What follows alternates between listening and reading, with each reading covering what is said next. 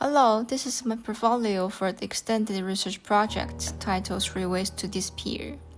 My research question is, how can different medium forms express psychological horror without relying on visual monsters? This came from my own experience watching horror films, where I often feel more scared before the monsters appears.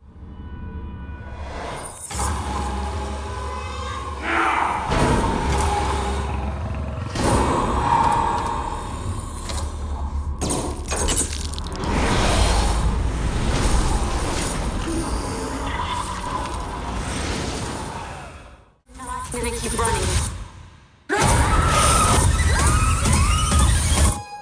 I have to face it.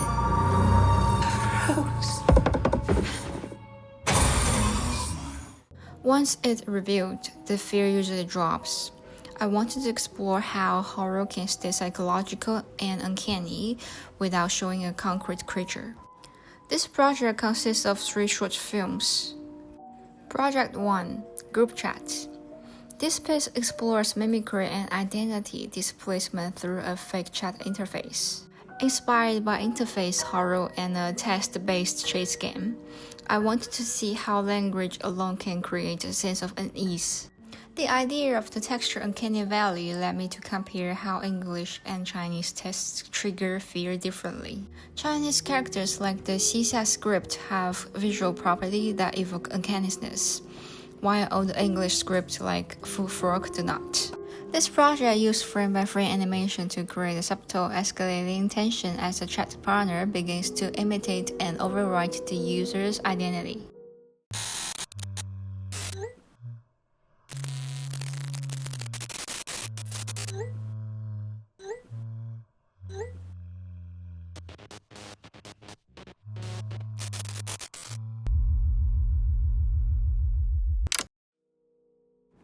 Project 2: You Heard It Too.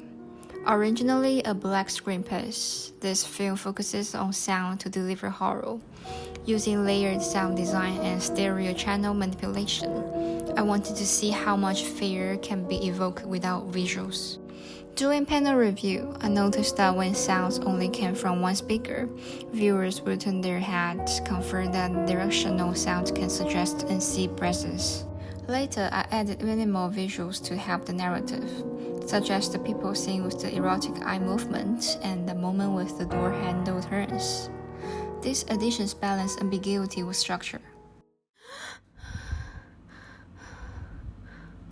Thank God, just a dream.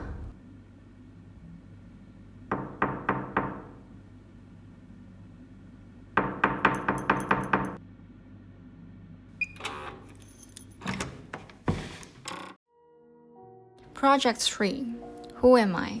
This was reworked from a previous semester. I removed the original DID theme after reflecting on ethical concerns.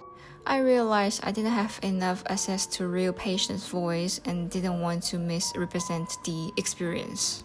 The revised version focuses on the character whose identity seems to shift between day and night. Surveillance framing, fish-human imagery, and experimental overlays suggest confusion and collapse of self.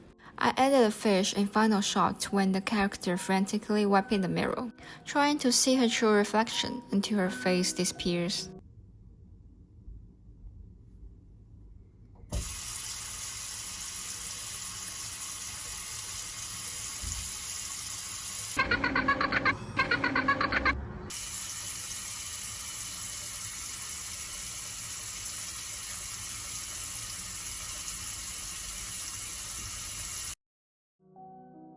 One element that connects the 3 films is a snail motif, used purely as a stylized progress bar. It appears between the chapters, slowly crawling forward, then rewinding and finally dying. It shouts, breaks, and liquid leaks out. It's not part of the narrative, but it adds a quiet rhythm and framing to the overall structure. Through this project, I've learned that horror doesn't need to be loud or direct. Sometimes the smallest thing, a voice in one ear, a blinking cursor, or a readable character, can create the deepest unease. Thank you.